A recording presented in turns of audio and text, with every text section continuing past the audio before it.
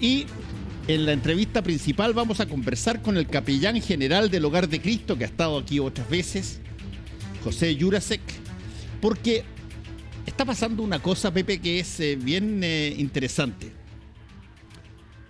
Uno habla de la clase media, uno habla de la gente que espera una pensión y por lo tanto hay que hacer una reforma al término de pensión, habla de gente en las listas de espera y habla de personas que eventualmente tienen que abandonar el colegio para entrar a trabajar, etc.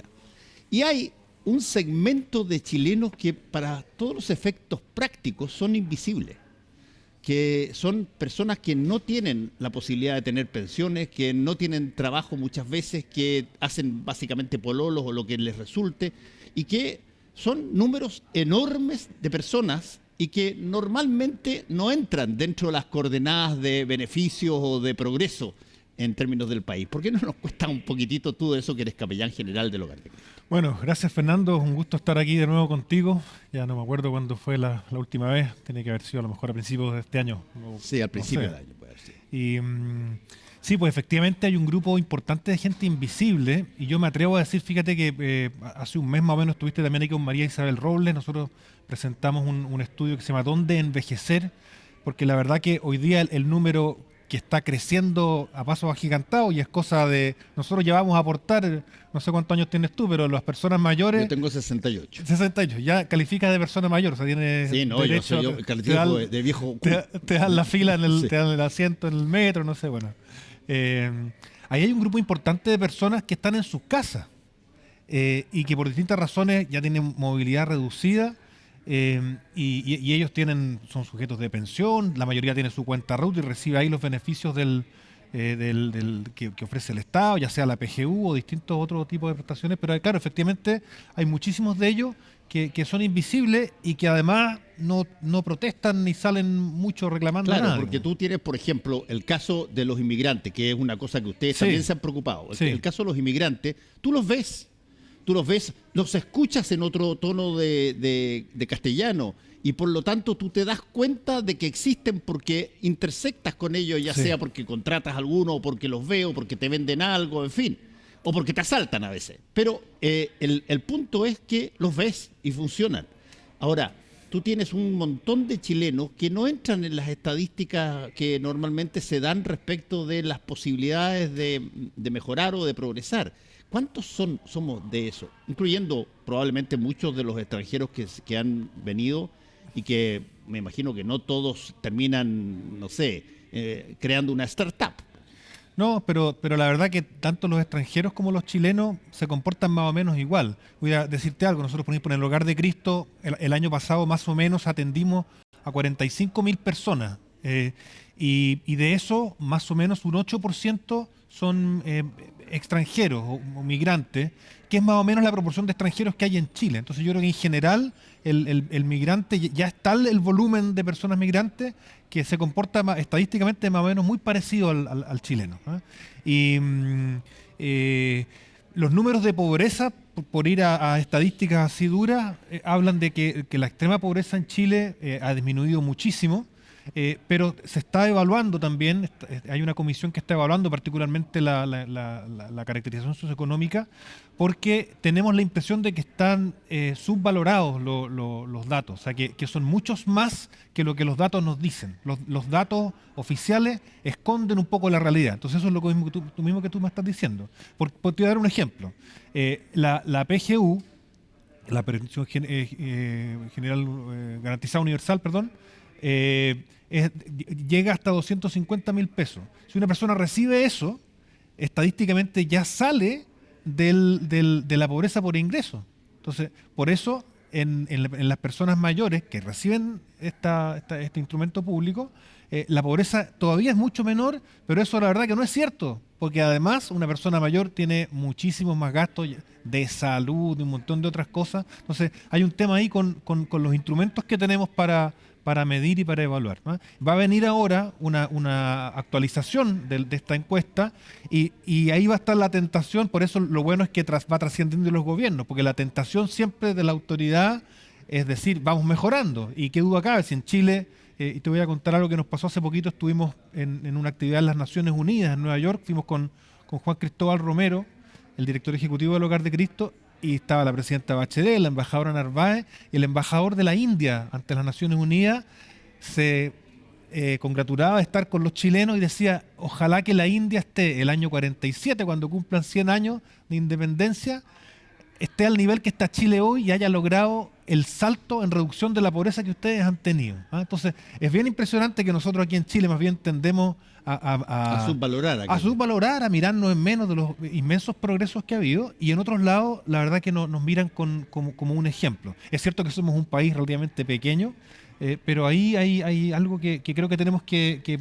Pero sí es cierto efectivamente que a medida que van progresando los países, las brechas de exclusión se van ampliando y las causas de la pobreza son cada vez más complejas, por lo tanto es mucho más complejo intervenir. Dime una cosa, Pepe, ¿cómo se evalúa un tránsito positivo desde la extrema pobreza a la que llega un ciudadano al Hogar de Cristo o a cualquier otra organización a un estado que tú puedas decir aquí hay progreso? Sí. ¿Cómo se nota? ¿Dónde se nota? ¿En su que adquiere trabajo, estudia, mete a sus hijos en un colegio pagado? ¿Cómo se nota eso? Bueno, hoy día la pobreza se mide, hay dos maneras. La más básica y que se sigue usando es la pobreza por ingresos. Entonces hay una línea que si tú la superas, dejas de ser pobre estadísticamente, ¿cierto? Pero la verdad que ahora se usa la medición de la pobreza multidimensional que incorpora 5 dimensiones. El trabajo, empleo, entorno y redes, vivienda y salud. Esos son los 5. Y entonces, si tú vas evaluando cada uno de estos elementos, digamos, en la realidad de una persona, eso complejiza la evaluación, pero también permite intervenir más adecuadamente. Lo que es muy importante en todo caso, Fernando, más allá de las estadísticas, nosotros en el Hogar de Cristo tratamos de hacer, de tener un trabajo centrado en la persona. Y nos gusta mucho que hay un gestor del caso, alguien que acompaña, y entonces la misma persona se pone ciertas metas. Tengo una persona que está en la calle, por ejemplo, y está en un programa que se llama Vivienda Primero, que arrendamos una casa con un subsidio del Ministerio de Vivienda, lo acompañamos con una plata que pone el Ministerio de Desarrollo Social y Familia, y la persona se pone una meta. Yo quiero dejar mi consumo problemático de alcohol y otras drogas, quiero dejar de tomar o que eso sea problemático, quiero ojalá encontrar un trabajo y lo logra. Y quiero revincularme con mi familia. El tema de los vínculos es súper importante. Si lo que nos sostiene al final son los vínculos. Y mucha de las mayores pobrezas tiene que ver con que tú no cuentas con redes, digamos. Uno decía por ahí, bueno, esto es como de Condorito con el compadre suyo que tenía, es mejor tener amigos que tener plata, po. Si al final cuando estás en el problema es la red la que te sostiene. Y yo creo que una de las cosas que se ha debilitado profundamente en Chile es esa red, que entonces las personas más pobres no tienen muchas veces a quién acudir, ya nadie les presta plata. Entonces, bueno, ahí hay una serie de indicadores que te he mencionado que permiten que las personas vayan diciendo hacia allá quiero ir. Ahí hay un punto, Pepe, que te quería consultar, porque tú has visto que han entrado cerca de 200 o 300 mil extranjeros, particularmente venezolanos. En total hay 800.000 venezolanos. En total. ¿Cuántos son? 800.000. 800.000, ok. Los que se saben en realidad. Bueno, y tú has visto personas que muy rápidamente culpan a los inmigrantes de montones de cosas cuando pasan o suceden algún tipo de cosas, desde que son los maleantes o los que trajeron la delincuencia al país, hasta que, no sé, le quitan el trabajo a los chilenos. Pero el hecho es que esta persona de la que estamos hablando y que asiste al Hogar de Cristo todo el tiempo, efectivamente tiene... ¿quién es su competidor? ¿Quién es su igual que eventualmente puede optar a un trabajo igual que él? ¿Qué posibilidades tiene esta persona con todo el apoyo que ustedes hacen de poder vincularse cuando de repente puede ser de que venga una de estas oleadas y hay que generar empleo y están dispuestos a a trabajar por mucho menos plata. ¿Qué tanto es la relación, cómo se mira el mundo más menesteroso de Chile a este fenómeno nuevo de la inmigración que ha llegado? Bueno, no es tan nuevo, ¿ah? Ya lleva unos 10 años con oleadas fuertes de Haití, Colombia, Venezuela y, bueno, ya antes Perú y Bolivia. Pero, a ver, nosotros en particular en el Hogar de Cristo estamos hace un tiempo contando, entre comillas, a los migrantes por un asunto estadístico, pero la verdad que no hacemos ninguna acepción de personas. Digamos, alguien llega a golpear la puerta y la atendemos, sea de la nacionalidad que sea. En un cierto ámbito, también ocurrió en Chile, y esto preguntan a las personas que trabajan en el campo o en la construcción, que hay cierto tipo de trabajos que los chilenos ya no están dispuestos a hacer. Y entonces, si no fuera por los migrantes que han llegado en el campo y en la construcción, no habría mano de obra para eso, ¿ah? Entonces, eso es otro asunto. Y por cierto que la verdad que lo vemos en muchas partes. Hoy día la mayoría parte de los servicios de aseo o de atención de tiendas o atención de bombas de benzina, bueno, son venta callejera. O venta callejera, claro, pero son migrantes, pero en el trabajo dependiente, digo yo, ¿ah? Hay otro segmento importante que no tiene cómo competir porque no tiene papeles, que está indocumentado, y eso es otro problema, ¿ah? Pero la verdad es que hay algo de mito en lo de, o sea, por algo vienen los migrantes a Chile, porque aquí hay trabajo, hay empleo, digamos, y hay una posibilidad de progresar, digamos, y por eso vienen para acá, digamos, si no, no vendrían, digamos. Ahora, te voy a hacer una pregunta que puede tener una carga, si tú quieres, de futuro. Estás viendo y estamos viendo todos lo que sucede en Venezuela. Sí. Un dictador que no acepta un resultado, en fin, pero crispa todo Venezuela. Y hay una tesis que anda circulando por todas partes, que si es que efectivamente se hiciera las cosas de manera razonable y legal, y se aceptaran los resultados verdaderos, no los que quiere poner Maduro, y eventualmente entrara Edmundo González a la presidencia, o María Corina Machado, o quien sea, el gran grueso de los venezolanos que están en América Latina como refugiados volverían. ¿Es verdad Obvio. eso? Yo creo que sí. ¿O es verdad que en realidad salieron porque eso es así? ¿O ya se sentaron acá? ¿Están en una situación donde eventualmente quizás están mejor aquí que de vuelta allá? Sin duda están mucho mejor aquí que allá porque, bueno, hay una serie de elementos de la crisis económica, social y política. Pero al final, una de las cosas más importantes, y acordémonos lo que pasó en Chile con, bueno, la cantidad de exiliados en el tiempo de dictadura, lo que anhelaban era volver a su patria, a su tierra, a sus costumbres, a su clima, a comer arepas como se hacen ahí, digamos, aquí también estamos ahora llenos de arepas. Yo vivo en una estación central y hay completos venezolanos, una serie de comidas que antes no había, pero no es lo mismo, ¿eh? No es lo mismo, te sientes igual el frío que hace aquí. Entonces yo creo que una buena mayoría, los que puedan, apenas puedan, van a volver. Están las familias quebradas, hay una parte de la familia allá, mucha gente que su papá o su mamá está enferma y ha muerto y no lo han podido despedir o sepultar, y eso es una fractura gigantesca. Yo creo que apenas puedan van a volver, tengo esa sensación. La otra cosa tiene que ver un poco con lo que dije al principio, y quiero profundizar en eso, que tiene que ver con la invisibilidad, que tiene que ver con nosotros. Normalmente, de alguna forma, vemos cómo marcha el país de acuerdo a determinados signos, y aparece el índice de empleo, desempleo, y aparece el alza del costo de la vida, y aparecen una serie de cosas. ¿Cómo se advierte si es que en las comunidades más menesterosas del país, si es que hay algo que cambia ahí? ¿Cómo se nota? Está bien buena la pregunta. A mí me preocupan particularmente hoy día 3 grupos principalmente, y con números más o menos actualizados, digamos. Me preocupa, y esto lo hemos conversado otras veces, el grupo de muchachos que están fuera del sistema escolar. Los números nos indican que son como 230.000 niños que, pudiendo ir al colegio, no van. Y esos están en los sectores más pobres, y tiene que ver con distintas razones, digamos. Entonces, una señal de progreso para una familia es que los niños, los muchachos, los jóvenes, estudien, se formen para tener un trabajo, trabajen y progresen, ¿cierto? Si se va dando esa movilidad social, si tú quieres, digamos que en muchas partes de Chile es motivo de orgullo, hablamos de un progreso, pero hay 230.000 niños y niñas que pudiendo ir al colegio hoy día no van. Y nadie dice nada y nadie hace nada, es gravísimo.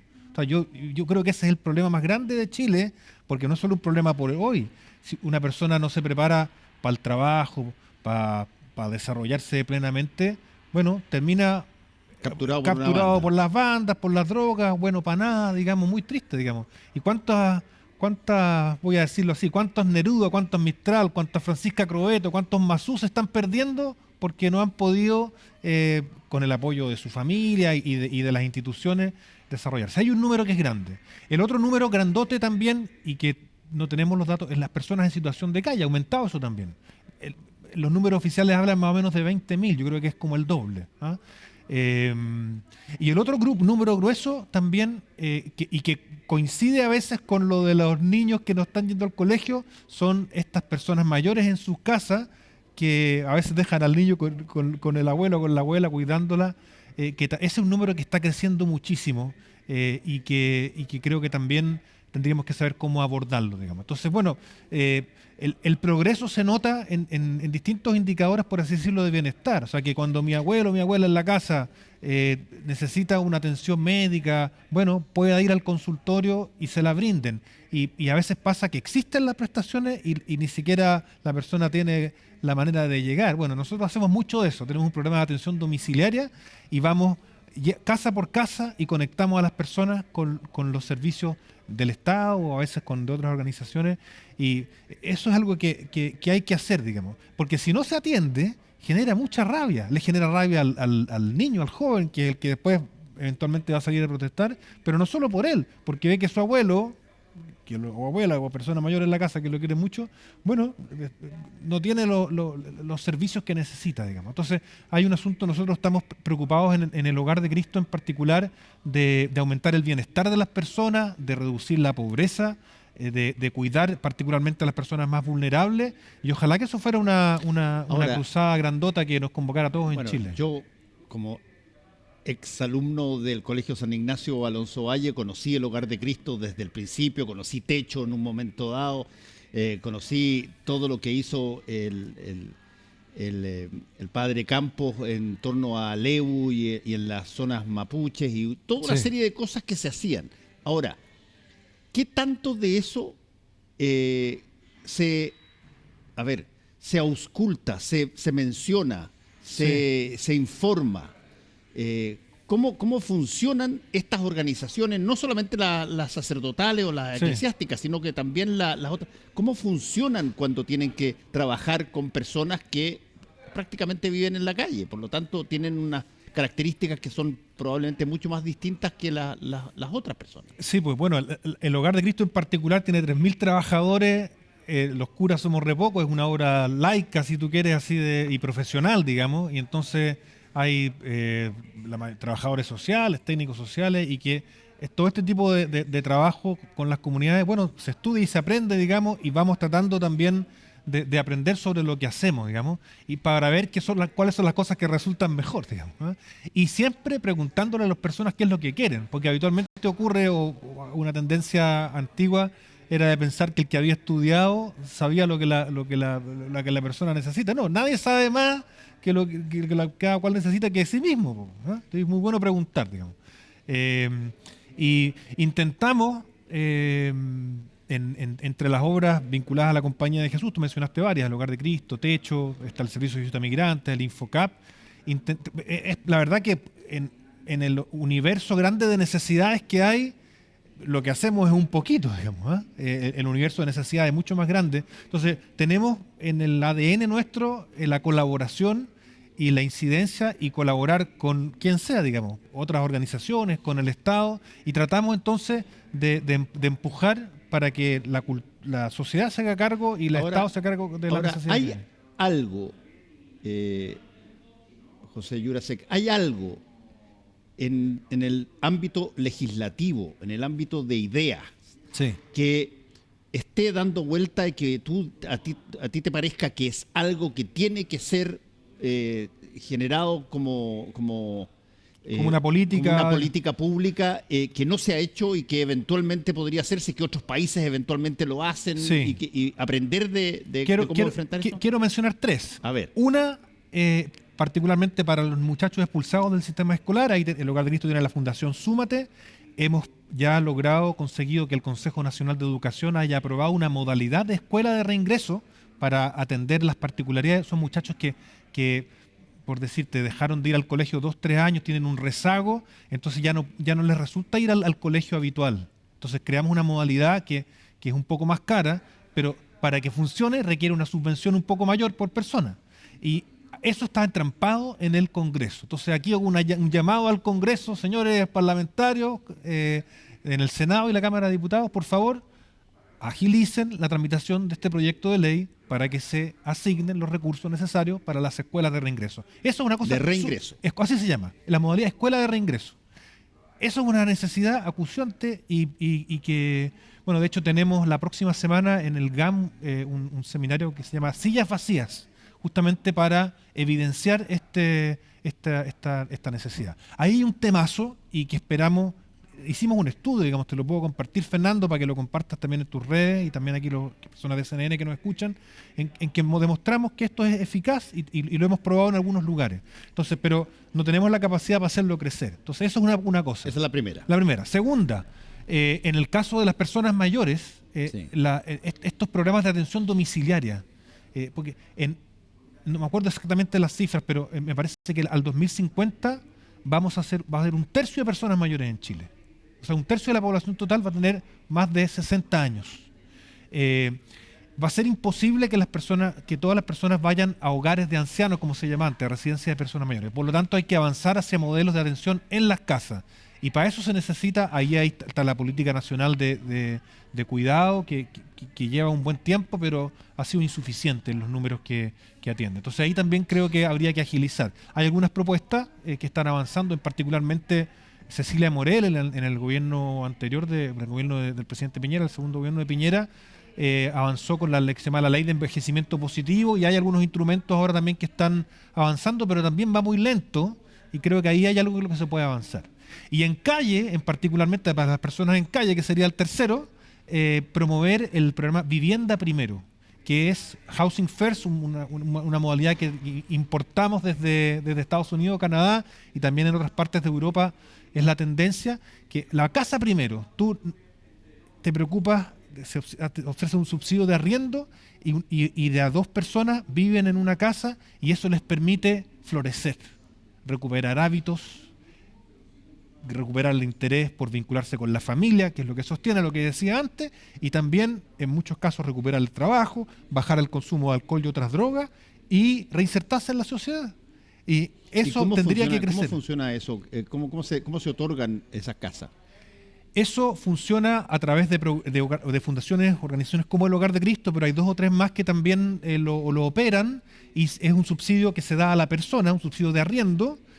Son personas hoy día mayores de 50 años. Eso ha sido porque hay una estadística que muestra que en ese grupo de personas tiene mayor eficacia, por así decirlo, el programa. Las personas más jóvenes a veces están menos tiempo en la calle, pero alguien que ya está crónico en la calle, sobre 50, y entonces viven de a 2 personas, y hay un acompañamiento psicosocial, de un trabajador social, un psicólogo, en fin, y se les acompaña a que se reinserten. Eso resulta ser sumamente eficaz y, paradójicamente o contraintuitivamente, costo efectivo.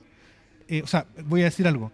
Una hospedería cuesta más o menos lo mismo, una hospedería donde viven 60, 70 personas, que estos programas, y el resultado de estos programas es muchísimo mejor, porque tú tienes un lugar al que puedes llamar tu pieza, tu casa, y eso genera gatilla una serie de procesos de inserción que son muy favorables. Ahora, Vivienda Primero, te voy a enviar toda esta información para que tú la compartas y la conozcas, y las personas que están en la casa pueden ver todo esto en hogardecristo.cl. Visiten, por favor, porque hay mucho que aprender de esto. Mira, te voy a hacer una pregunta que no quiero que se me malinterprete, pero una de las características que se le inocularon, no solamente a los chilenos, sino que a mucha gente alrededor del mundo, es que básicamente tú vales si es que eres productivo. Si es que tú eres capaz de generar una utilidad, ya sea para tu patrón o para tu empresa, ese es el tipo que vale. ¿Cómo pueden ser, cómo calza esa lógica que uno lo puede entender quizás cuando tú tienes un primer empleo y vienes saliendo de la universidad y todo lo demás, pero cómo calza esa lógica de, oye, tú antes que nada tienes que ser productivo para una persona que vive en la calle o que tiene problemas serios para poder tener una estabilidad? Bueno, la mayoría de las personas en calle, hemos hecho encuestas y estudios, hubo un censo años atrás, ha tenido estudios, ha tenido un trabajo, ha sido productivo. ¿Ah? La principal razón por la que alguien llega a la calle es por un quiebre en su familia y quedó con lo opuesto, lo echaron para casa. La mayoría hombres, la mujer son menos, el 15% de los que están en la calle son mujeres porque hay un tema de apego con los hijos y en fin, pero el hombre a la calle, esa es la primera razón. Entonces, y al poco andar va generando temas de salud mental muy serios y al poco andar temas de consumo y en fin, y va perdiendo hábitos y la capacidad de trabajar. Entonces, ¿qué te puedo decir? Hay un germen que tenemos creo que todos, y esto aquí voy a citar al Padre Hurtado en el famoso libro Humanismo Social, digamos, estamos ahora en el mes de la solidaridad, en pocas semanas más se cumple, o el domingo 18, el aniversario más de su muerte, Humanismo Social, que nos sigue inspirando en el Hogar de Cristo. Él habla de que tenemos que desarrollar en todos nosotros el sentido social, y que no somos cada uno por separado, sino que somos comunidad. Y eso está súper debilitado hoy día. Tenemos que promover el sentido de comunidad y de que somos con los otros. El sentido de interdependencia. Nos necesitamos para vivir. ¿Cuántas cosas desde la ropa que usamos no sé si tú te cortas el pelo, yo voy a una peluquería. Sí, no, voy a una peluquería. Pero todos necesitamos a los demás para vivir. Y por lo tanto, ese sentido de comunidad nos hace también ser responsables con aquellos que entre nosotros, por la razón que sea, están más mal, digamos. Entonces yo creo que así como se dice que me gusta este dicho africano, para educar a un niño se necesita la tribu, para cuidar de los más débiles también. Pues. Si por definición entre nosotros va a haber unos más débiles, y si ahora estamos robustos y fuertes y podemos caminar y tú andas en moto, no sé qué, va a haber un momento en que ya no vas a poder, vas a necesitar que otra persona te cuide. Ojalá que, bueno, probablemente tú vas a tener la posibilidad, yo también, pero esa otra persona que necesita que lo cuiden, bueno, ¿quién lo va a tener que ser un otro? Y eso hay que tratar de desarrollarlo y cultivarlo, porque si no, el total desamparo y la total soledad es lo más triste que hay. Es interesante lo que dijiste como respuesta, porque yo hice mi minuto de confianza de tolerancia cero el domingo pasado sobre recomendar un libro, que es un libro muy chiquitito, debe tener, es casi un cuento largo, de A.G. Wells, que él es conocido porque creó una de las novelas de ciencia ficción más extraordinario, que es La Guerra de los Mundos. Sí. Pero escribió este libro que se llama El País de los Ciegos. Y consiste, no quiero hacer spoiler, pero voy a decir un poco lo que dije el domingo, consiste en que una persona viene a buscar le avisaron de que había una posibilidad de sacar oro, qué sé yo, acá allá, entre Perú y Ecuador y Colombia, en parte de la selva, y bueno, él se mete buscando esto, qué sé yo, acá allá, y se encuentra con una tribu de repente en medio de una cosa absolutamente rústica, que tienen como característica que llevan más de 200 años sin poder ver. Y han arreglado toda su vida para que la visión no sea un problema. Huelen, todos los sentidos del tacto, del olfato, del gusto, son salvajes, pero no ven. Y bueno, él se queda con ellos y empieza a fantasear de que en el país de los ciegos el tuerto es rey, y dice, yo finalmente voy a terminar dominándolos, pero no, los tipos funcionan sobre la base de eso. Y se enamora de la hija de uno de los reyes y se quiere casar, y le dicen, fantástico, no tenemos ni un problema. Ya, fantástico, se va a casar, todo listo. Y llega un grupo y dice, ya, pero ¿sabe qué? Tenemos un pequeño problema. Vamos a aplicarle una pequeña operación que es para curarlo del mal que tiene, del problema que tiene usted. ¿Qué problema tengo yo? Tiene esas cosas que se llaman ojos, y por lo tanto vamos a operarlo y vamos a estirparle los ojos, para que usted sea como nosotros y podamos... Bueno, y esa es una gigantesca metáfora sobre cómo de repente grupos de personas se ven a sí mismas como iguales y todo el resto son distintos, todo el resto es raro y si es que tú quieres aceptarlo en el grupo, tiene que ser como nosotros, tiene que meterse ahí. Bueno, esto es tremendamente difícil cuando tú tienes gente que es muy pobre o muy menesterosa, con gente que simultáneamente genera grandes producciones y grandes... son mundos apartes en el mismo territorio. Me recordó un poco el cuento ese. Sí, pero somos personas y tenemos al final las mismas necesidades. Pero tuviste que, si esto lo llevamos a la política, es decir, está dado el cuento para calzar perfectamente entre tú eres así, tú eres acá. Sí, es verdad. Hay una canción de Serrat que se llama Te guste o no, te la recomiendo para que la escuche, que habla de esto mismo. Habla de él, que es catalán, con un africano y van, te guste o no. Me caes bien por ambas cosas.